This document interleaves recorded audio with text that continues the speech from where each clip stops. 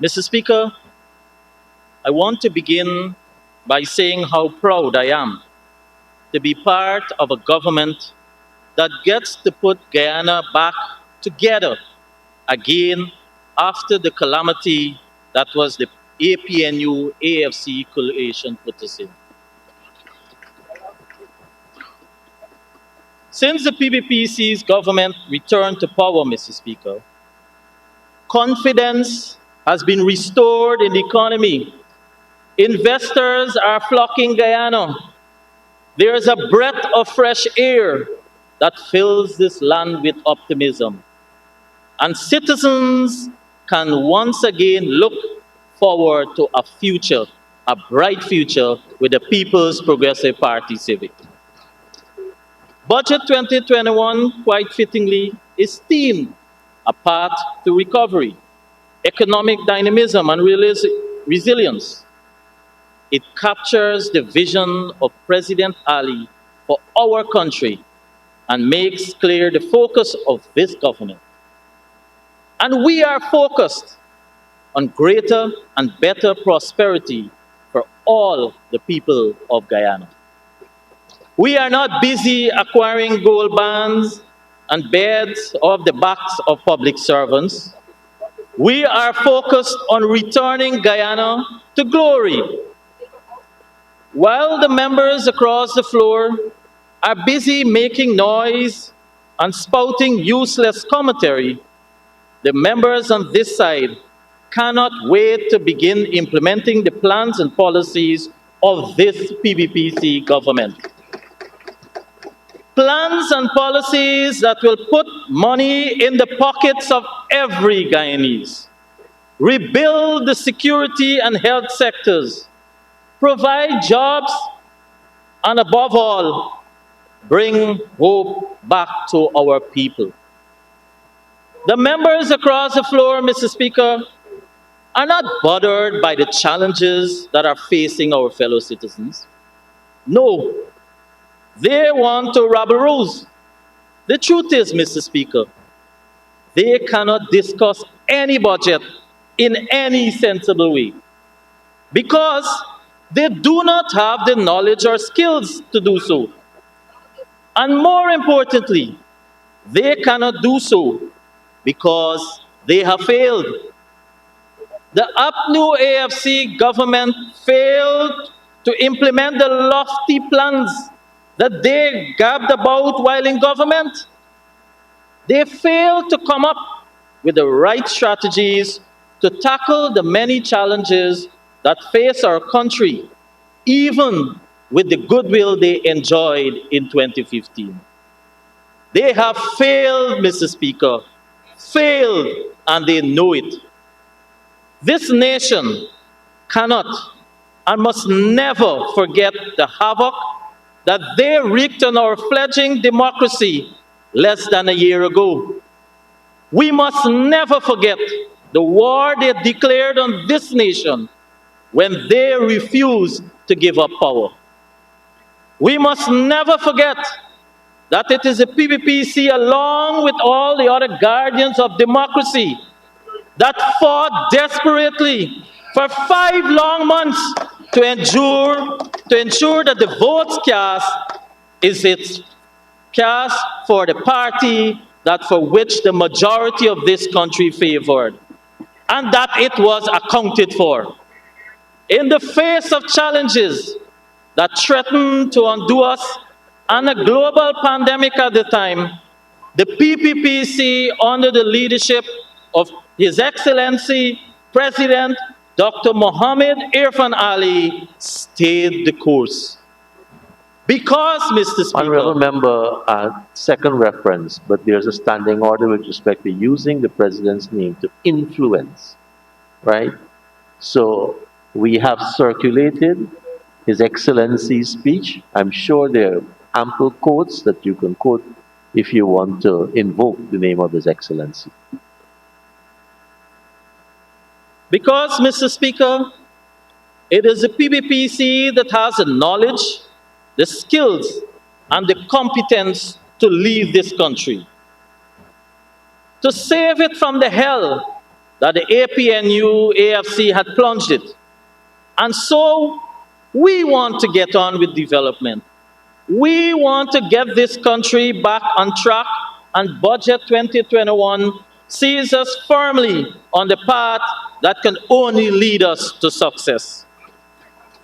But Mr. Speaker, when you listen to the previous speakers, including the last speaker and those from the opposition, you wonder if we are living in the same country. You wonder if these are the same persons for many whom were in office for the last 5 years. You wonder.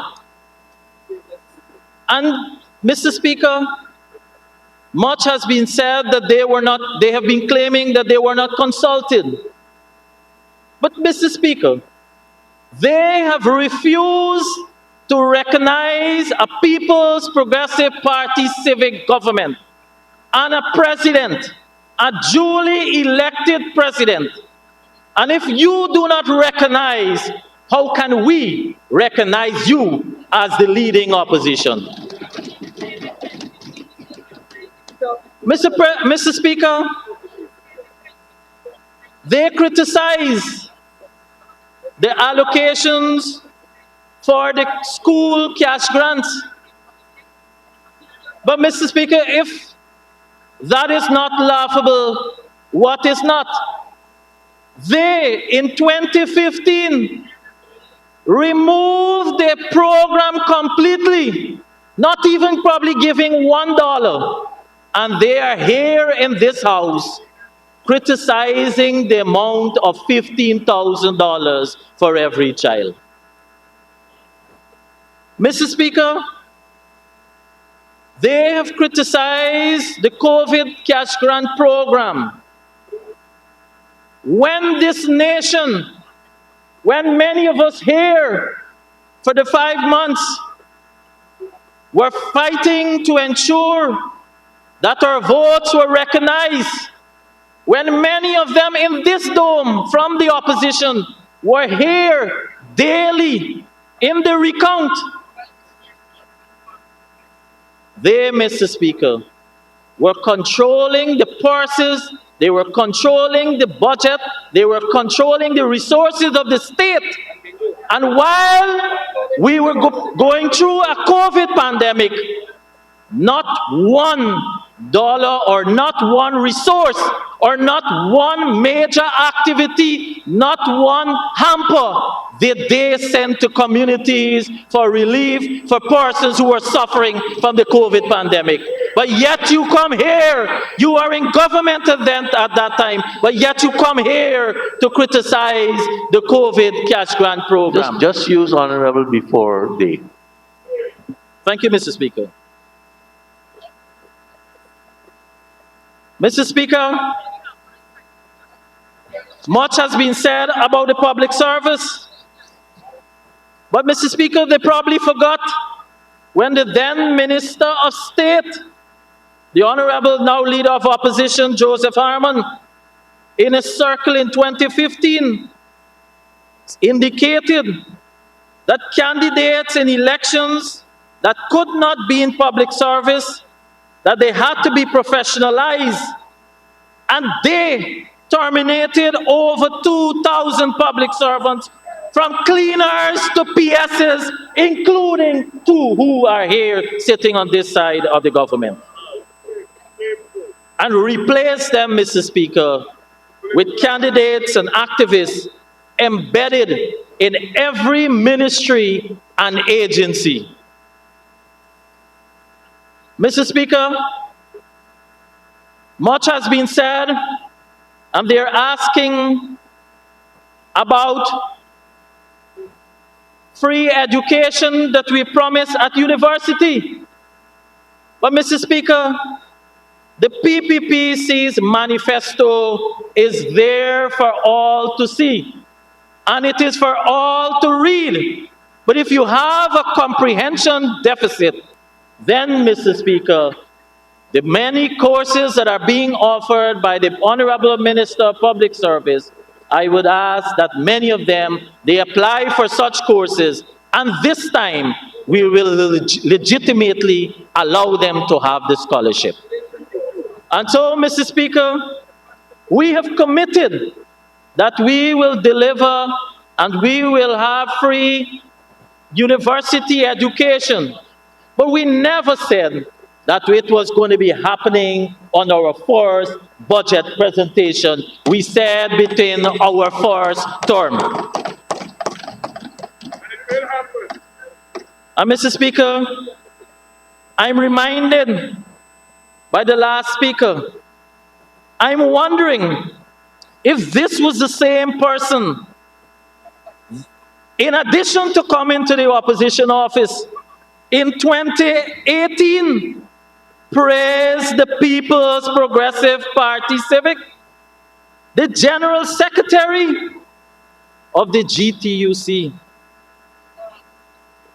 Mr. Speaker, said that teachers received more in terms of salary and other benefits when the PPPC government was in office during the pre-2015 era, in comparison to what was being given to them at the time by the APNU-AFC coalition government.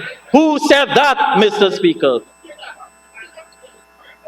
In addition to that, Mr. Speaker, the honorable member forgot that the then minister said and called the teachers who had to strike, they called them selfish.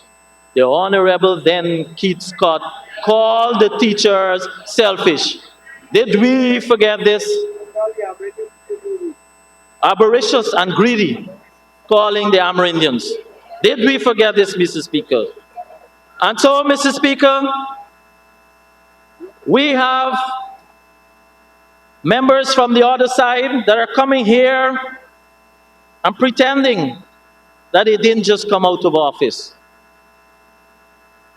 And so you have claims by the former Minister of Education that the students then only talked under the APNU-AFC. And they said, but let me repeat for you, you won't understand. The years when Guyanese stopped in the Caribbean, Mr. Speaker, 1997, let me repeat again, 1999, 2003, you don't want to hear it, 2006, 2007, 2008, 2009, 2011, 2012, 2013, 2014, 2017. And so, Mr. Speaker, you can come here and pretend. Mr. Speaker, since the Honorable Region 2 want to hear, let me give him a little.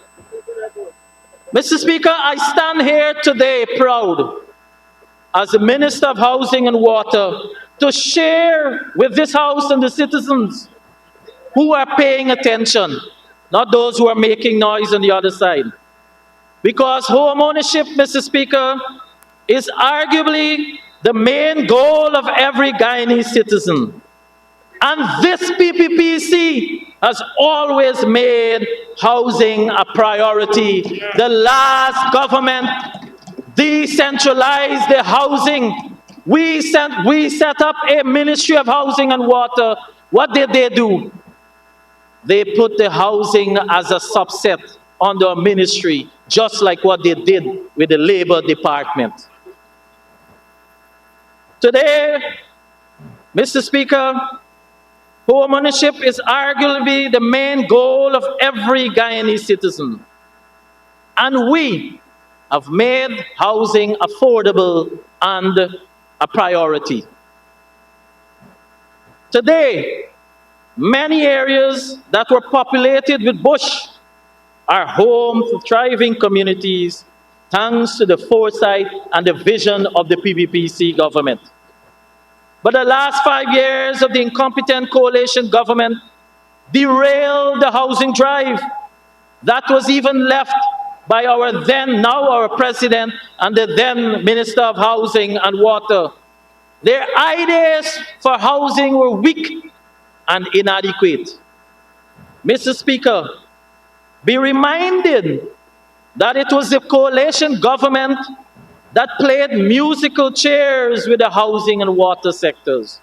Multiple ministers, board chairmen, directors fired the public servants, and yet they did not and could not clear the backlog and reduce the processing for housing applications, or even to meet the targets that they set.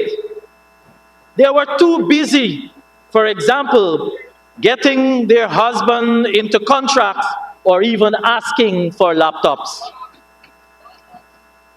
They promised to end discrimination, allocation of lands, yet our learned Attorney General is now tasked with recovering hundreds of acres of lands that they doled out to their friends and family. They promised affordable housing to teachers, public servants, nurses, discipline forces, among others, and they did not deliver. They promised incentives to private sector to reduce construction costs, and again could not deliver, Mr. Speaker. They could not keep any of the promises that they made in their own manifesto. Imagine, as has been said, between 2010 and 2015, 22,000 plus house lots were given out to citizens by the PPPC government then. Astonishingly, under the APNU-AFC coalition, 7,534 house lots in 5 years. And Mr. Speaker, of that amount, 2,000 plus were allocated as part of the election gimmick and the post-election period. While we were fighting for democracy, they were busy allocating to some of their cronies. In fact, Mr. Speaker, even when the coalition had one big idea for housing, even that they could not get right. Their big idea? Let's introduce duplexes. And they proceeded to have contractors construct duplexes, but they did not think to have the Condominium Act amended to include this type of house. The result is, Mr. Speaker, those citizens who invested their hard-earned dollars into these houses cannot get insurance or titles, and even more worrying is that the banks are not amendable to holding duplexes as collateral. How could any Minister of Housing with an ounce of sense allow this to happen? No wonder, Mr. Speaker, even though they inherited a robust housing and water sector, it was plunged into chaos for 4 years. And so it falls to us, this PPPC government, to once again rescue the housing sector. By mid-year, Mr. Speaker, the Honorable Minister of Legal Affairs will be bringing legislation to amend the Condominium Act to allow banks to accept titles for those houses, insurance companies to issue policies to those homeowners, and more importantly, to allow these homeowners to access loans for expansion. Because of these and many failures of the coalition, Mr. Speaker, in housing and water sector and every other sector for that matter, the housing sector has received an allocation of $8.9 billion, of which $6 billion is for infrastructure and utility works in new and existing areas, all aiding and advancing our commitment to allocating a minimum of 50,000 house lots to citizens within this, our first term in office. This year, Mr. Speaker, 2021 alone, We intend to allocate 10,000 house lots, 7,000, a minimum of 7,000 land titles to citizens, many of whom have been waiting for years to own their own homes. Let the House be reminded that in just 4 months in office, 3,600 house lots and 413 titles were handed over to citizens. This year, we will also build 1,000 homes for young and for low-income earners, and residents of Region 10 will also benefit from the construction of over 1,000 homes through a public-private partnership with community involvement in every step and every process.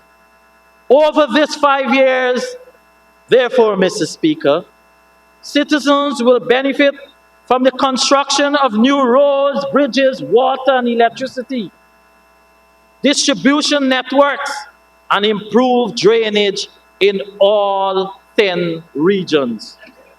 New developments, including the construction of roads, bridges, drainage, water, and electrical distribution networks, will be undertaken to complete infrastructure development works in Region number 3, Region number 4, Region number 5, and Region number 6. And if you want to hear, these include Anna Katrina, CI, Edinburgh, Stewartville, Metamerzorg, Commons Lodge, LBI, Annandale, Monrepose, Providence, Prospect, Little Diamond, Grove Diamond, Vigilance, Bladenhall, and Strathspey in Region 4.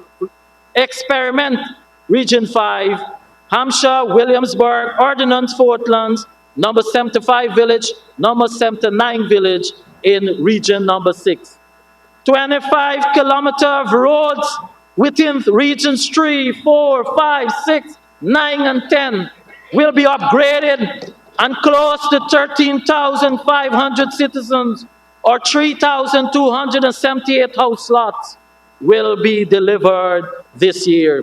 These include Onderneming in Region 2, Touche lot, Farfaith Harmony, Westminster, Onderneming, Luston Russ, Bell West in Region 3, Farm, Covent Garden, Providence, Prospect, Perseverance, Peters Hall, Horse Stelling, Good Hope, Monrepose, Nonpareil, Hope South, Hope Estate, and Hope Dutch 4 in Region 4, Bath, Hope Experiment in Region 5, Ordnance, Fortlands, and Kilcoy Chesney in Region number 6, Tapaching and Culvert City in Region 9, Amelia's Ward, Linden in Region 10. Our 2021 National Housing Development Program, Mr. Speaker, will include the construction of 1,000 low-income and young professional housing units in Region number 4, in Commons Lodge, Prospect, Providence, Little Diamond, and Great Diamond. In Region number 3, in Onderneming and Wales. In Region number 6, Ordnance, Fortlands, Hampshire, and Williamsburg. And Region number 10, Amelia's Ward. In addition, Mr. Speaker, we will distribute and we will have the home improvement subsidies, as well as build core homes in Parfaith, Harmony, and Sophia. You will be pleased to note, Mr. Speaker, that even recreational facilities have been included. Mr. Speaker, outlets to foster and enhance creative aptitudes. This is the future. The future is bright, Mr. Speaker, with a People's Progressive Party civic government.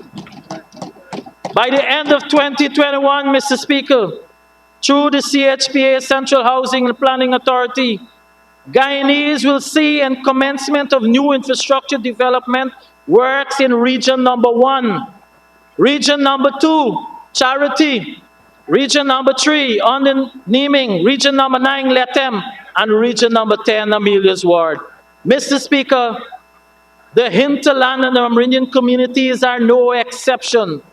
The record of the People's Progressive Party civic with respect to the development in hinterland community speaks for itself.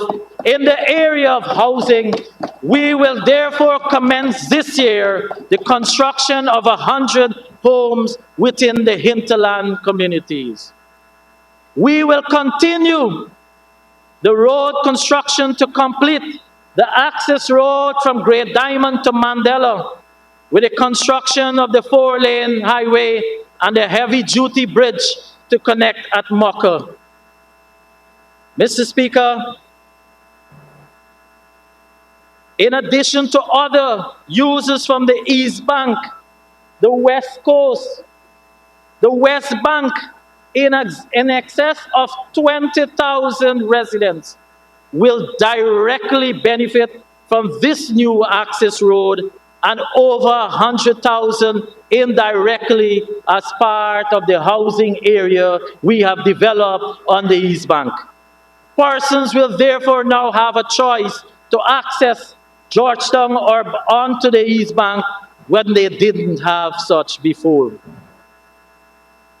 Mr. Speaker, this work our government is engaged. We are focused on providing our citizens with the best housing interventions. Not only are we providing affordable housing, not only are we making them sustainable in well-developed communities, we are also ensuring that the private sector partners can contribute toward the housing drive, and so the ease of the burden of high construction and material costs. We have removed the VAT from locally produced building and construction materials, including sand, stone, concrete blocks, plywood, logs, and lumber. This means, Mr. Speaker, that those persons who have house lots and who are beneficiaries can look forward to paying cheaper prices for building materials. Additionally, we will soon implement a single window approval system for the planning permission process, which will greatly reduce the processing time. It is no secret, Mr. Speaker, that the process to obtain a planning permit is painstaking, frustrating, and really a headache. Potential business owners are saddled with the responsibility of running back and forth to a number of government agencies, including Guyana Fire Service, the Environmental Protection Agency, and other many areas to check on the status of their permit. This PPPC government has promised to improve the ease of doing business, and so bottlenecks, like I've just described, will negatively affect this global goal of ours. Therefore, Mr. Speaker, we must recognize and recalibrate the planning permit process so that it can be more efficient and ultimately be more effectively. Mr. Speaker, that is why we will ensure that the necessary investments are made to enhance, strengthen, and modernize the capacity of the staff and the technology to be ensured that this is in process. I am happy to report, Mr. Speaker, that we have already begun the preliminary work to revamp this process. During the next few weeks, all local democratic organs will be provided with a detailed list of documents that must be submitted and a revised building application form. For these measures, these two measures alone, Mr. Speaker, will significantly reduce the processing time. The priority of making life easy for our citizens is not limited to house lot allottees.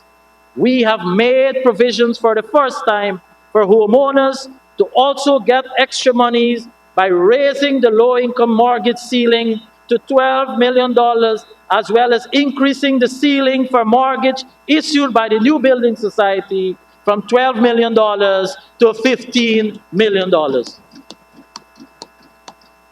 This intervention was highly anticipated by homeowners, as it means, Mr. Speaker, that their interest rates will be low.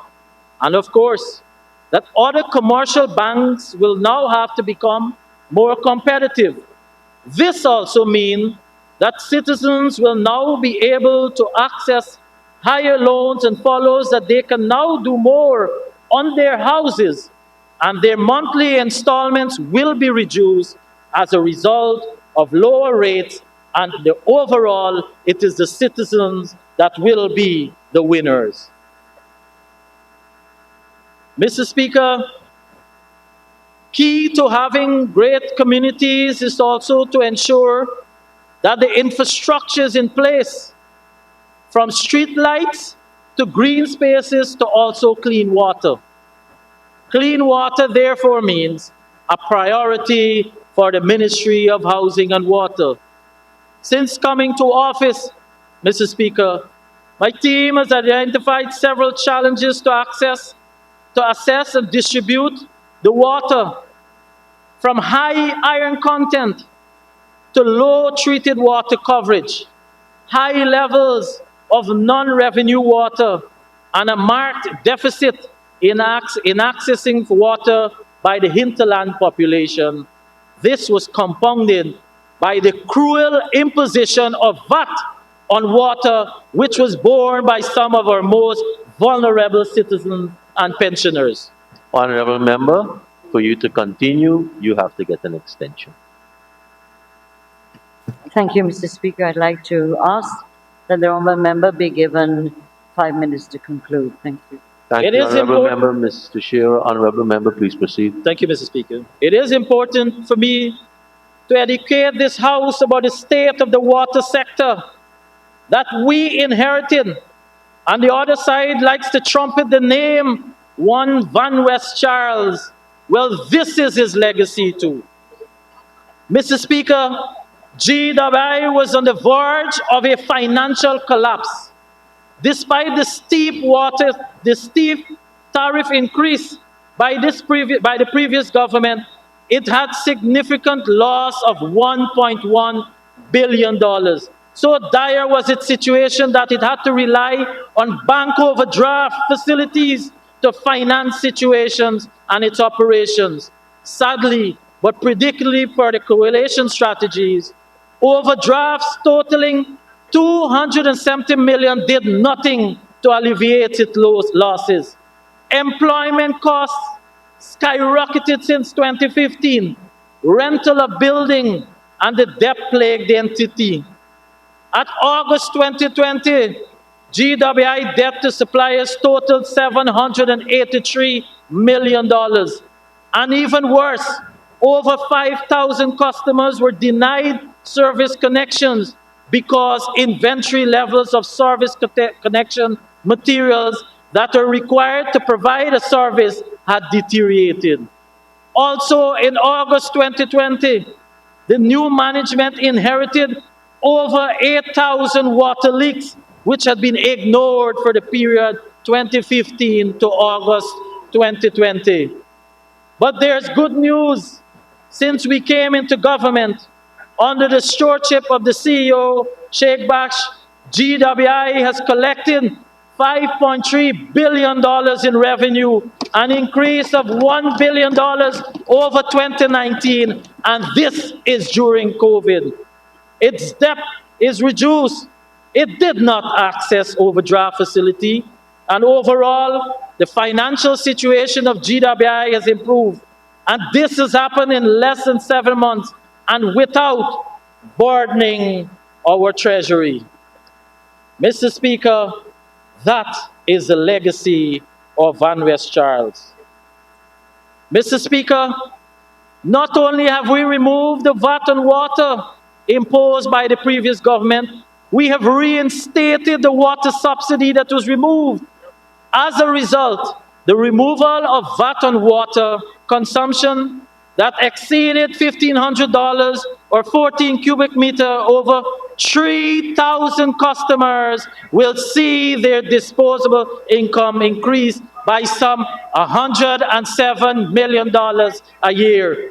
With the subsidy reinstatement, more than 26,300 pensioners will be directly impacted by some $300 million increase in their disposable income. Government National Budget Initiative on 2021 have once again demonstrated our commitment to the people of Guyana by announcing a 5% reduction in water tariffs across the board, targeting all levels of society, all levels of consumers. This initiative, when implemented, is estimated to provide an additional $248 million benefit to the people of Guyana for a minimum of 173,000 customers. Overall, Mr. Speaker, government's initiative in the water sector in less than a year will provide an estimated $655 million increase in disposable income to the people of Guyana.